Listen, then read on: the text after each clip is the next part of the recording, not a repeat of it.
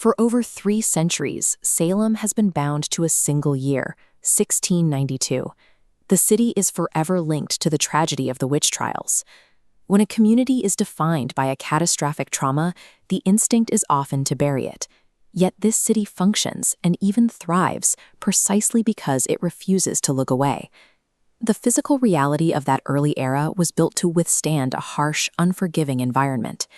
The original Puritan settlement was characterized by dark, jagged wooden structures with steep gables, reflecting the rigid boundaries of colonial life.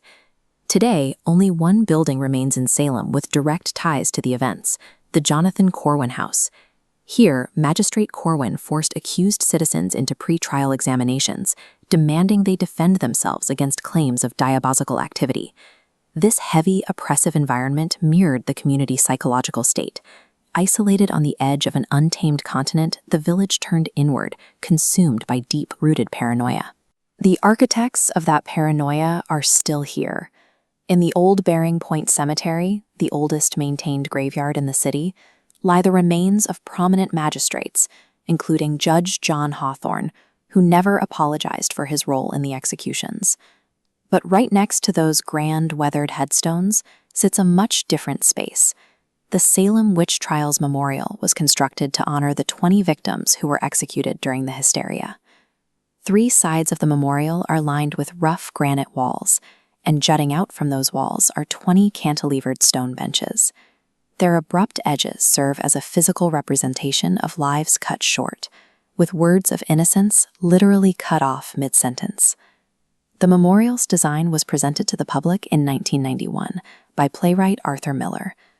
Decades earlier, he had used the Salem trials as the basis for the Crucible, drawing a direct line from 17th century hysteria to modern political paranoia. And it was dedicated by Holocaust survivor Elie Wiesel.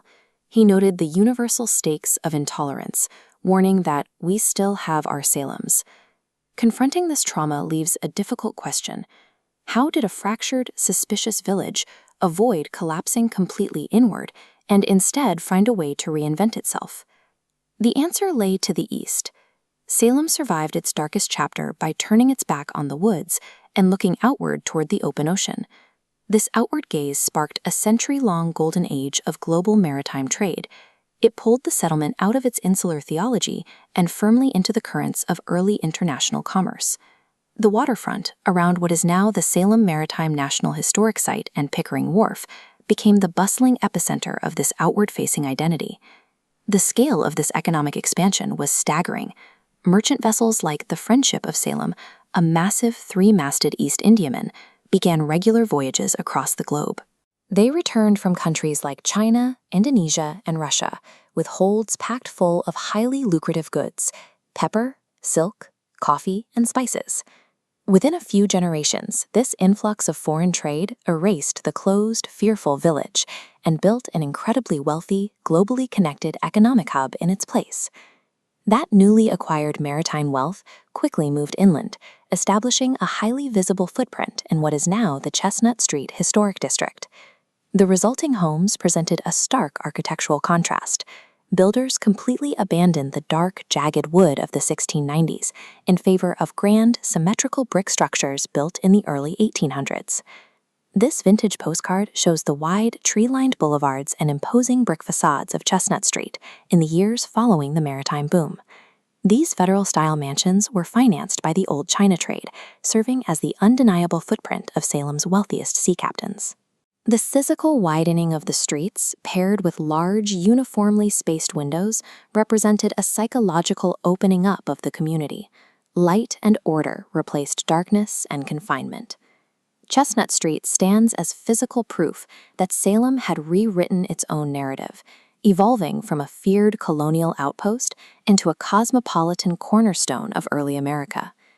Today, those contrasting eras converge along the Essex Street pedestrian mall, the central artery running straight through the heart of the modern city. This historical photograph captures the density of early Essex Street's storefronts and trolley tracks.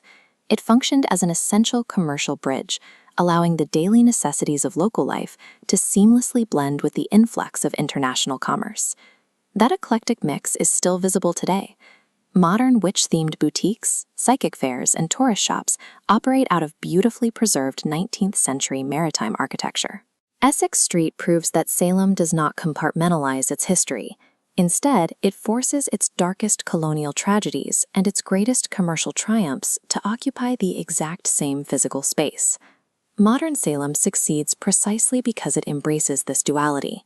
It never attempted to bulldoze its past to make way for a sanitized future.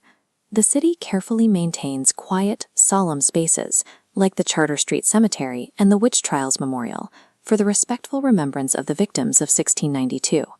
At the exact same time, it vibrantly celebrates its maritime prosperity, welcoming a modern culture of practitioners and tourists drawn specifically to the city's unique mystique. This layered, honest approach to its own timeline draws millions of visitors every year, turning historical memory into a living economic engine for the present. Salem stands as a masterclass in urban resilience. It proves that a city is not defined by its darkest shadows, but by its capacity to absorb its history and build a dynamic future directly on top of it.